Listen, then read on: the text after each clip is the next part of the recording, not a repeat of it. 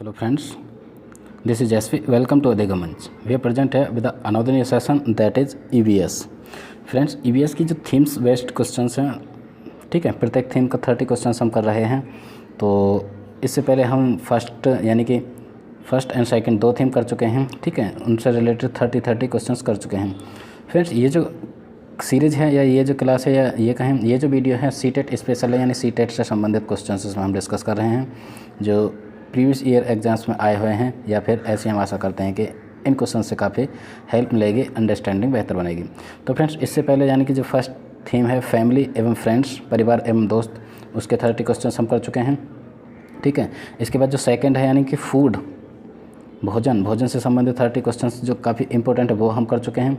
आज जो हम करने वाले हैं यानी कि तीसरी जो थीम है यानी होम, यानी कि आश्रय या फिर एक है शेल्टर, जो शेल्टर हैं उससे बेस्ड 30 इंपॉर्टेंट क्वेश्चंस हम करने वाले हैं।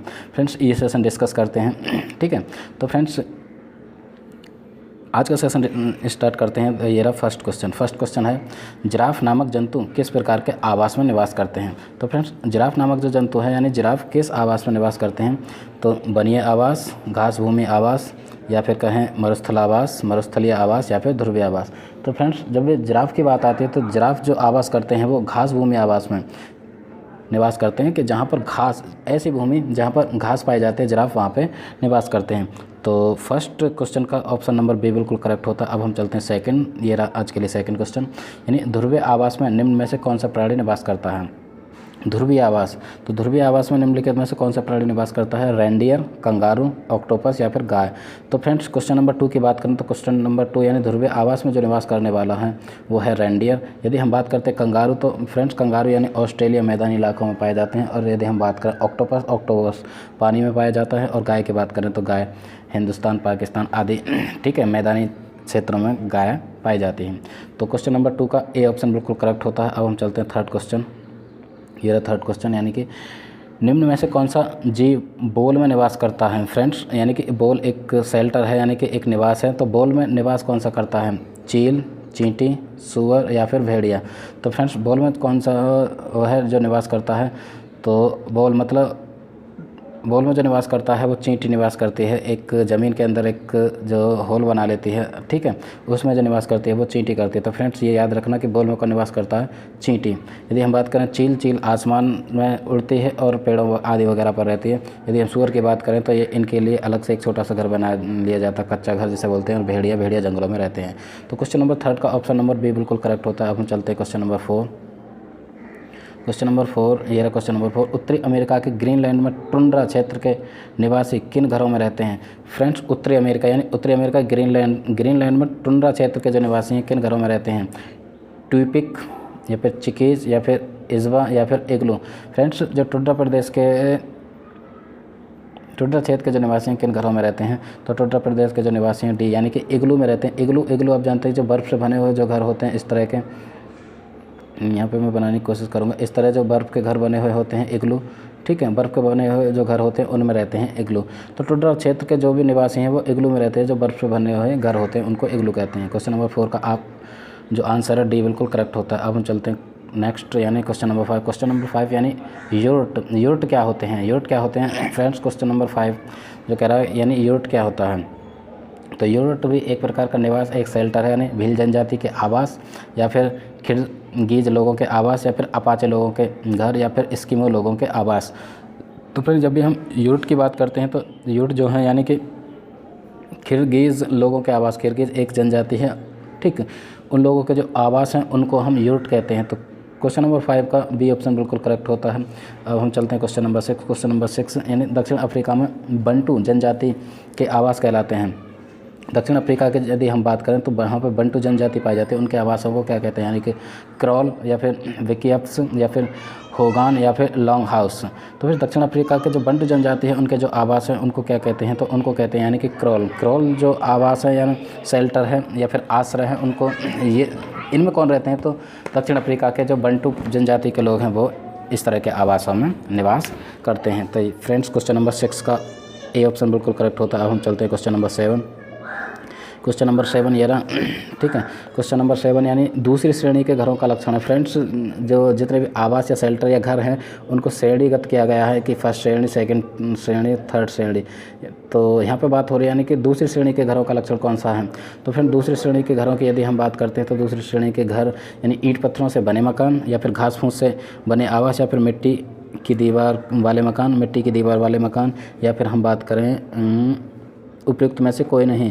तो फ्रेंड्स, जो दूसरी श्रेणी के घर हैं, दूसरी श्रेणी के जो आवास हैं वो होते हैं यानी कि मिट्टी की दीवार वाले मकान। जो मिट्टी की दीवार वाले मकान होते हैं, ठीक है, जिसे हम कच्चे मकान कहते हैं, उनको दूसरी श्रेणी के मकान कहते हैं, ठीक है।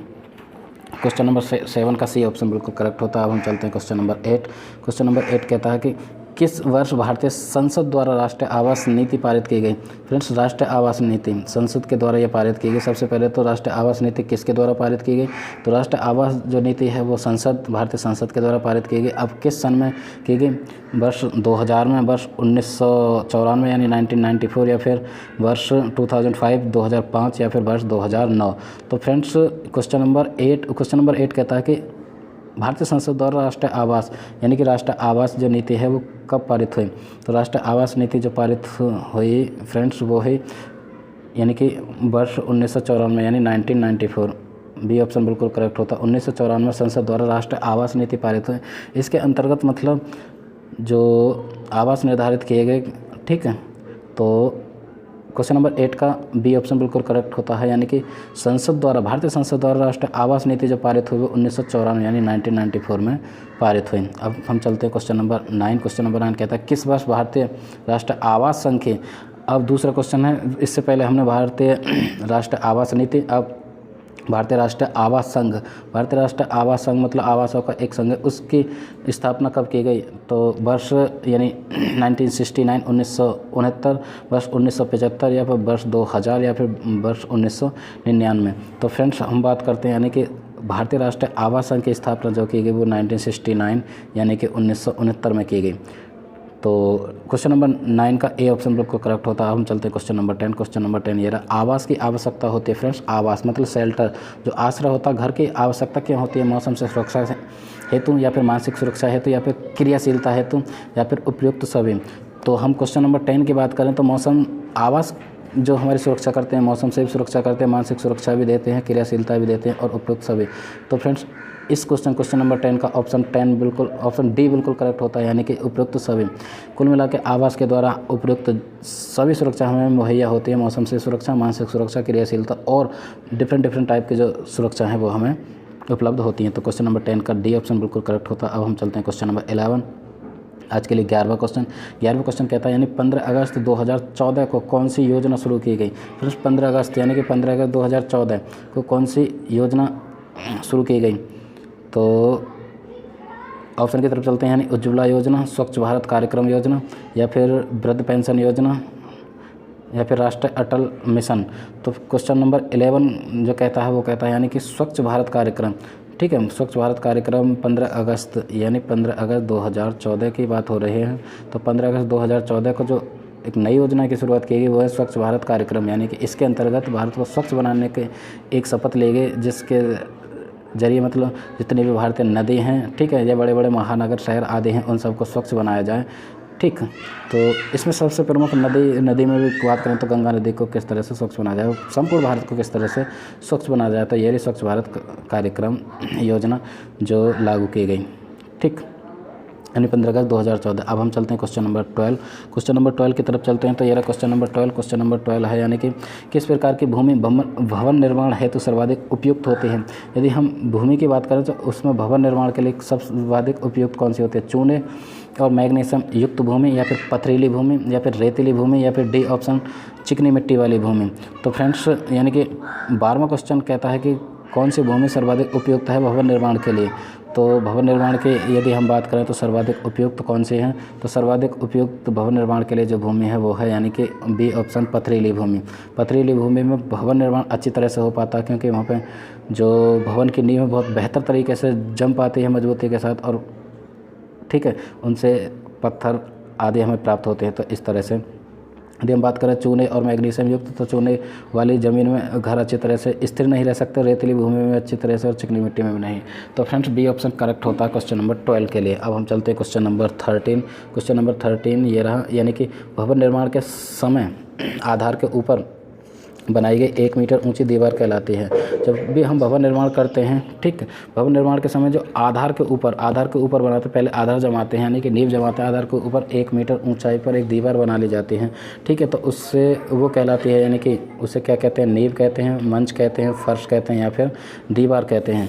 तो फ्रेंड्स क्वेश्चन नंबर 13 का ऑप्शन है बी बिल्कुल करेक्ट होता है, यानी कि क्वेश्चन नंबर 13 में यानी कि आधार के ऊपर 1 मीटर ऊंचाई पर जो बनाया जाता है उसे मंच कहते हैं। मंच के ऊपर फिर मतलब भवन का निर्माण होता है, भवन को एक आधार दिया जाता है और वो मजबूती के साथ टिका रहता है। तो फ्रेंड्स यानी कि चबूतरा जिसे हम कहते हैं, क्वेश्चन नंबर 13 का बी ऑप्शन बिल्कुल करेक्ट होता है। अब हम चलते हैं क्वेश्चन नंबर 14। क्वेश्चन नंबर 14 ये रहा, क्वेश्चन नंबर 14 कहता है कमरे की छतें ऊंची क्यों बनाई जाती है। जो कमरे की छत होती है वो ऊंची क्यों बनाई जाती है, यानी घर ठंडा रहता है, घर अच्छा लगता है, घर मजबूत बनता है, या फिर डी ऑप्शन की तरफ चले, उपयुक्त में से कोई नहीं। तो क्वेश्चन नंबर जो 14 यानी 14वां क्वेश्चन है, जो घर की छतें ऊंची क्यों बनाई जाती हैं। तो फ्रेंड्स घर की छतें जो ऊंची बनाई जाती हैं इसलिए बनाई जाती हैं क्योंकि घर जो है ठंडा रहता है। यदि घर की छतें नीचे यानी कम, जो उनका पटाव है ऊंचा ना बनाया जाए तो उसमें तपिश यानी कि जो टेम्परेचर है उसके कारण जो छत है, पक्की जो छत है वो ज़्यादा हीट रहेगी, मतलब गर्म रहेगी, जिसके कारण उसमें बहुत ज़्यादा गर्मी रहेगी।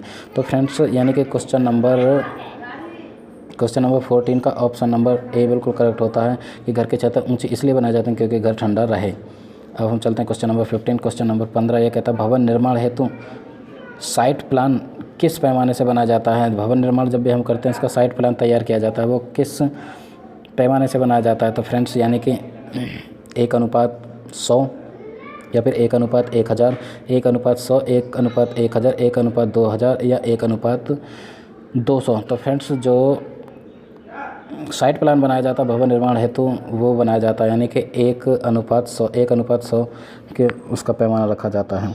तो क्वेश्चन नंबर 15 का ए ऑप्शन बिल्कुल करेक्ट होता है। अब हम चलते हैं क्वेश्चन नंबर 16। खिड़की को किस चिन्ह से दर्शाते हैं या खिड़की को किस चिन्ह द्वारा दर्शाया जाता है। फ्रेंड्स यहाँ पे ऑप्शन यानी संकेत में दिए गए हैं, तो एक चित्र के द्वारा ए ऑप्शन, ये रहा ए ऑप्शन बी, ठीक है। तो खिड़की, इसमें से खिड़की किसके द्वारा दर्शाया जाता है, सी और डी। तो फ्रेंड्स यानी कि क्वेश्चन नंबर 16 ये रहा क्वेश्चन नंबर 16। तो खिड़की को किस चिन्ह के द्वारा दर्शाया जाता है।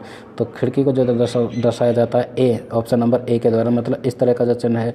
जब भी हम किसी भवन निर्माण या मकान का डिज़ाइन तैयार करते हैं, उसका नक्शा तैयार करते हैं, कोई भी आर्किटेक्चर, तो उसमें इस तरह से एक चिन्ह होता है जो खिड़की को दर्शाता है। फ्रेंड्स जहाँ भी इस तरह का यानी कि चिन्ह हो तो समझ लीजिए कि वहाँ पर एक खिड़की का निर्माण होगा, वहाँ पर एक खिड़की लगाई जाएगी। तो क्वेश्चन नंबर 16 का ए ऑप्शन बिल्कुल करेक्ट होता है। अब हम चलते हैं क्वेश्चन नंबर 17। क्वेश्चन नंबर 17 ये रहा, एक चिन्ह दिया गया है, चिन्ह किसका प्रतीक है। ये जो चिन्ह किसका प्रतीक है, यानी कि रोशनदान, एक और खुलने वाला 2 दरवाज़ा या फिर अलमारी या फिर विभाजन रेखा।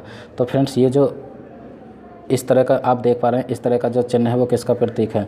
तो इस तरह का जो प्रतीक है वो है यानी कि अलमारी का प्रतीक। फ्रेंड्स यानी कि अलमारी का प्रतीक है।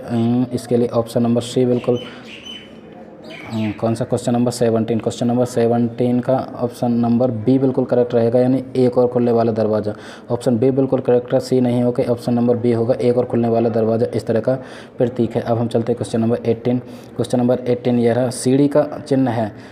तो फ्रेंड्स सीढ़ी का जो चिन्ह है वो कौन सा है, यानी कि ए ऑप्शन वाला सीढ़ी, यानी जैसे हम स्टेयर कहते हैं, सीढ़ी का ए वाला चिन्ह है, बी वाला चिन्ह है, या फिर बात करें सी वाला, या फिर उपयुक्त में से कोई नहीं। तो फ्रेंड्स सीढ़ी का जो चिन्ह है, जैसा कि आप देख पा रहे हैं, सीढ़ी का जो चिन्ह है ए ऑप्शन बिल्कुल करेक्ट रहेगा। इस तरह से जो स्टेयर बनाए जाते हैं वो सीढ़ी का चिन्ह होता है। तो किसी भी मकान का, किसी भी भवन निर्माण का जो आर्किटेक्चर है या फिर डिज़ाइन तैयार करता है, उसमें एक तो खिड़की का चिन्ह होगा, ठीक है।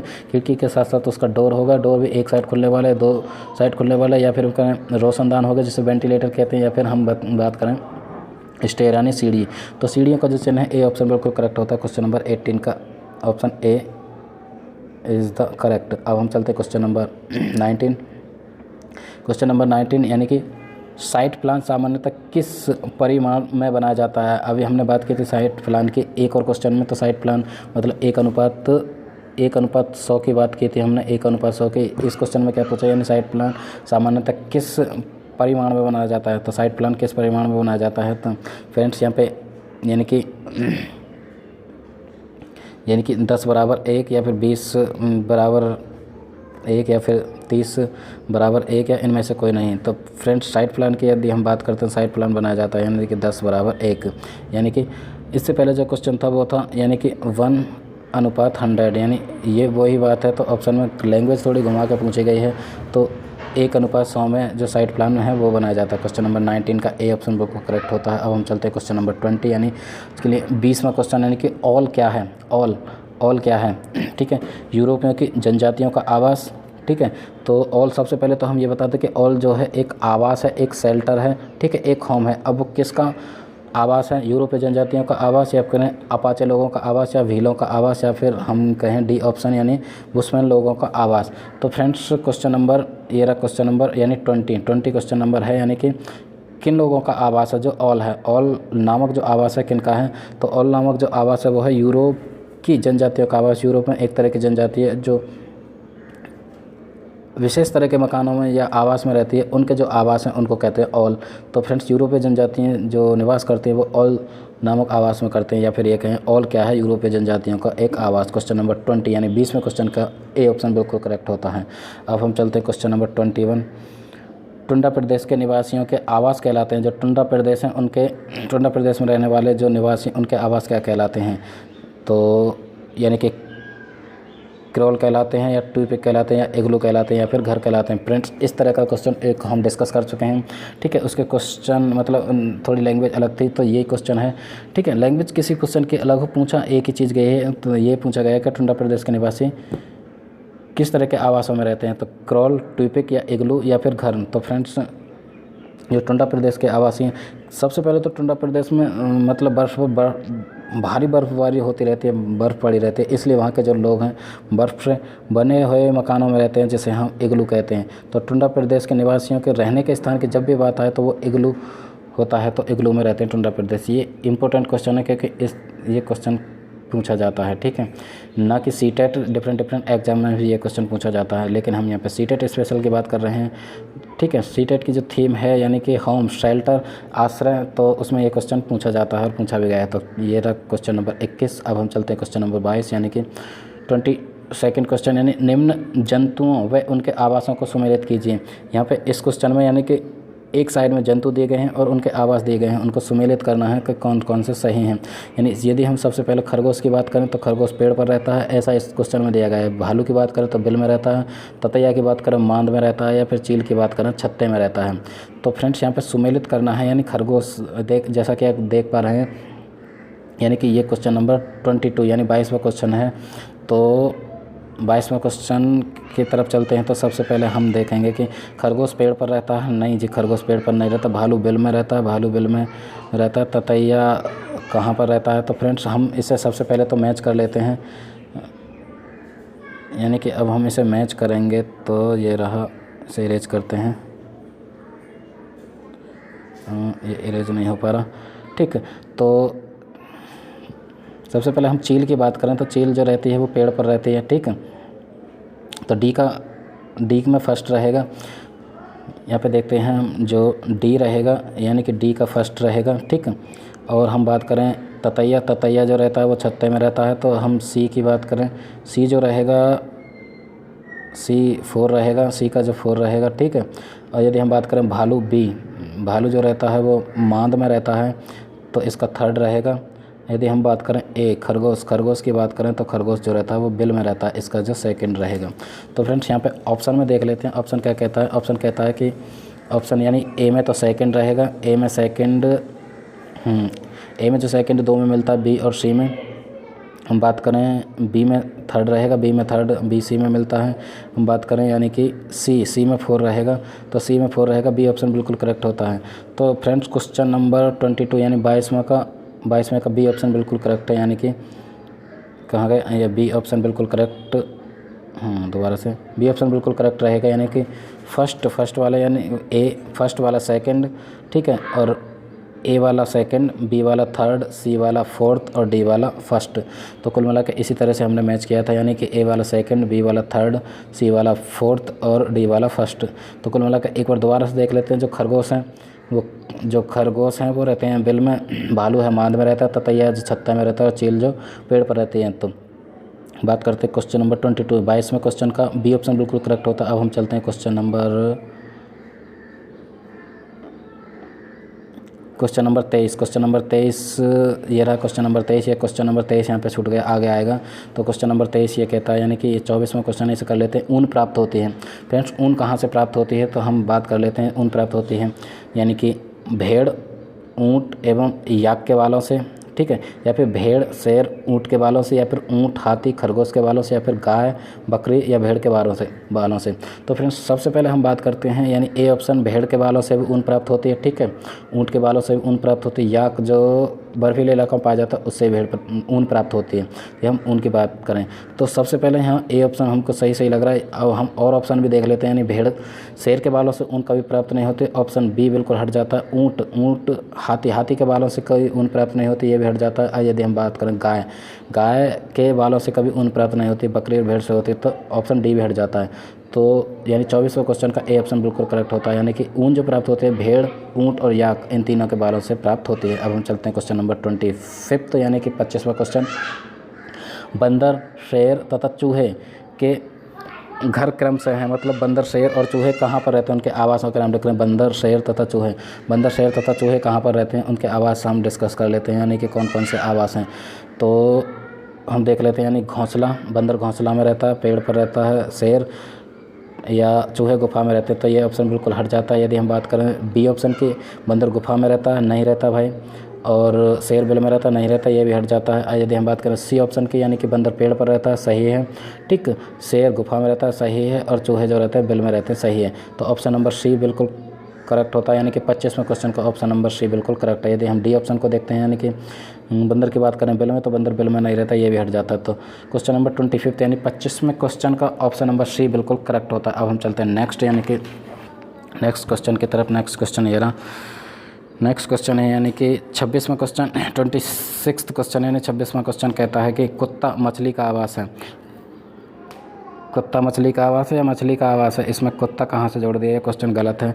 तो कुल मिलाकर 26 में इस तरह से पूछा जा सकता है, कुत्ता को हटा दो, ये मछली का आवास है, नदी है, तालाब है, झील है या समुद्र है।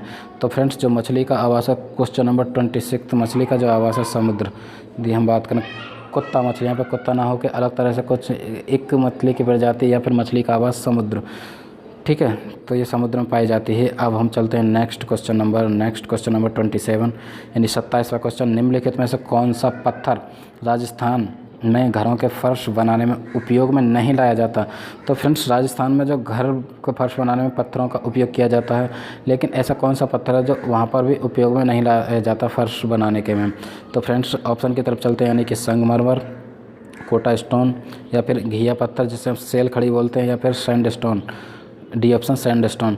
तो फ्रेंड्स यानी कि क्वेश्चन नंबर 27वें क्वेश्चन की यदि हम बात करते हैं तो कौन सा पत्थर है जो राजस्थान में जो फर्श बनाने में उपयोग में नहीं लाया जाता, तो यहाँ पे ऑप्शन सही होता है, यानी कि सी ऑप्शन, यानी घिया पत्थर जो सेल खड़ी होती है। फ्रेंड्स सेल खड़ी एक चूना या फिर यहाँ का चौक टाइप होती है, ठीक है, एक चूना टाइप। तो इस तरह का जो पत्थर होता है बड़ा ही सॉफ्ट होता है, जो घुल जाता है पानी में आदि में, तो इसलिए जो राजस्थान में फर्श बनाने के लिए उपयुक्त नहीं है वो कौन सा है, तो सेल खड़ी यानी घिया पत्थर। तो 27वां क्वेश्चन का सी ऑप्शन बिल्कुल करेक्ट होता है। अब हम चलते हैं, यानी कि नेक्स्ट 28वां क्वेश्चन। 28वां ना होकर यहाँ पर 23वां क्वेश्चन छूट गया था, यानी 23rd क्वेश्चन, उसे डिस्कस कर लेते हैं। यानी कि ये रहा 23वां क्वेश्चन। तो जंगल में रहने वाले आदिवासी लोग निम्न में से किस प्रकार के आवास अधिकांशतः प्रयोग में लेते हैं। तो फ्रेंड्स यानी कि जो आदिवासी होते हैं वो जंगल में रहते हैं, ये तो सबको पता है। तो जंगल में रहने वाले जो आदिवासी हैं किस प्रकार के आवास अधिकांशतः प्रयोग में आते हैं, तो उनके जो आवास है किस तरह के होते हैं, यानी कि झोंपड़ी, महल, पक्के मकान या फिर ये सभी। तो फ्रेंड्स सबसे पहले तो आप क्वेश्चन से कॉन्सेप्ट क्लियर हो जाता है कि जंगल में रहने वाले लोग महल में तो रहेंगे नहीं, ऑप्शन यहाँ से हट जाता है, पक्के मकानों में नहीं रहेंगे। तो जंगल में जो रहने वाले आदिवासी होते हैं वो रहते हैं, कहाँ पे रहते हैं, झोंपड़ी। तो वो एक टेम्परेरी घर बना लेते हैं, क्योंकि अपने जंगलों में आंधी तूफान या जानवरों से लड़ने के लिए और वहाँ पे बहुत सारे संसाधन नहीं होते, इसलिए जो जंगल में रहने वाले आदिवासी होते हैं, ठीक है, वो झोंपड़ियों में रहते हैं। तो क्वेश्चन नंबर 23 यानी कि 23वां क्वेश्चन का ऑप्शन ए बिल्कुल करेक्ट होता है, यानी कि झोंपड़ी। अब हम चलते हैं नेक्स्ट, यानी 28वां क्वेश्चन यानी 28वां क्वेश्चन, कौन सी सामग्री घर बनाने में काम नहीं आती? निम्नलिखित में से जो कौन सी सामग्री है, कौन सी एक चीज़ है जो घर बनाने के काम में नहीं आती? सीमेंट, लोहा, पत्थर या फिर स्कूटर। तो फ्रेंड्स बड़ा सिंपल और लड्डू क्वेश्चन है कि सीमेंट घर बनाने के काम आती है, सही है। लोहा घर बनाने के काम आता है, सही है। पत्थर भी घर बनाने के काम आता है। तो स्कूटर की बात करें तो स्कूटर घर बनाने के काम नहीं आता, तो ये ऑप्शन बिल्कुल करेक्ट होता है, यानी ऑप्शन नंबर डी। इस क्वेश्चन को ज़्यादा डिस्कस करने की ज़रूरत नहीं है। अब हम चलते हैं 29 यानी कि 29वां क्वेश्चन, निम्न में से भवन निर्माण में प्रयुक्त सामग्री है। भवन निर्माण यानी भवन निर्माण में कौन सी सामग्री प्रयुक्त होती है? यानी ईंट पत्थर होती है, सीमेंट चूना बजरी होती है, एस्बेस्टस की चादर ये भी होती हैं, उपयुक्त सभी। तो यहाँ पे यानी 29वां क्वेश्चन यानी कि 29वां क्वेश्चन उपयुक्त सभी। तो फ्रेंड्स जो ऊपर दी गई हैं, यानी ईंट पत्थर हो गए, सीमेंट चूना बजरी होगा या फिर एस्बेस्टस की चादरें, तो सभी भवन निर्माण में सभी उपयोग में लाई जाती है, इसलिए डी ऑप्शन बिल्कुल करेक्ट होता है। और ये रहा 30वां क्वेश्चन यानी कि आज के लिए लास्ट क्वेश्चन, मकानों की छत बनाने हेतु तो किस सामग्री का प्रयोग होता है? मकानों की जब भी हम छत बनाते हैं तो किस तरह की सामग्री का प्रयोग होता है? यानी एस्बेस्टस या लोहे की चादरें या फिर पत्थर की पट्टियाँ या फिर हम बात करें लोहे के सरिये, सीमेंट व कंक्रीट यानी कि RCC या फिर उपयुक्त सभी। तो फ्रेंड्स जब भी हम छत का निर्माण करते हैं किसी भी भवन किसी भी मकान को बनाने के लिए, तो ये सारी चीज़ उपयोग में लाई जाती है, इसलिए यहाँ पर भी डी ऑप्शन बिल्कुल करेक्ट होता है। तो फ्रेंड्स एक और क्वेश्चन बच जाता है, उसे भी कर लेते हैं, यानी कि बया जो पक्षी है रहती है, बया जो है वो कहाँ पर रहती है फ्रेंड्स? घरों में रहती है, दड़बे में रहती है या फिर बिल में रहती है या फिर घोंसले में रहती है। तो ये यानी कि बोनस क्वेश्चन है, एक एक्स्ट्रा क्वेश्चन यानी 31 क्वेश्चन। तो बया जो रहती है कहाँ पर रहती है? बया घोंसले में रहती है, एक डिप अच्छा तरह का एक घोंसला का निर्माण करती है। बया जो चिड़िया होती है यानी कि वो घोंसले में रहती है, ठीक है, घर में ना रहती, ना बिल में या न दड़बे में, तो बया चिड़िया घोंसले में रहती है। तो फ्रेंड्स ये रहे यानी कि 30 क्वेश्चन जो हमने डिस्कस किए, यानी कि जो होम यानी कि शेल्टर से रिलेटेड हमने 30 क्वेश्चन डिस्कस किए जो काफ़ी इम्पोर्टेंट हैं, ठीक है, जो आपकी अंडरस्टैंडिंग और आपकी समझ बनाने में काफ़ी मदद करेंगे। इस तरह के क्वेश्चन पूछे जाते हैं। तो फ्रेंड्स हम जो डिस्कस कर रहे थे इस सीरीज़ में यानी इन्वायरमेंटल स्टडीज़, पर्यावरण अध्ययन की जो 6 थीम निर्धारित हैं, उसमें से हम ये तीसरी थीम डिस्कस कर चुके हैं, जिसके 30 क्वेश्चन डिस्कस किए हमने। फर्स्ट जो डिस्कस किया यानी कि फैमिली एवं फ्रेंड्स, उसके 30 क्वेश्चन, इसके बाद फूड यानी कि भोजन, उसके 30 क्वेश्चन, और ये थर्ड वन यानी कि होम शेल्टर, इसके 30 क्वेश्चन। इस तरह से हम 3 थीम डिस्कस कर चुके हैं। इसके बाद नेक्स्ट जो थीम आएगी यानी कि 4th वो आएगी वाटर यानी कि जलमंडल, उसके भी 30 क्वेश्चन डिस्कस करेंगे। एंड सारे के सारे जो 6 थीम है उसके इसी तरह से क्वेश्चन डिस्कस करेंगे। इसके बाद हम EVS पेडागोजी और मैथ्स पेडागोजी की सीरीज डिस्कस करने वाले हैं।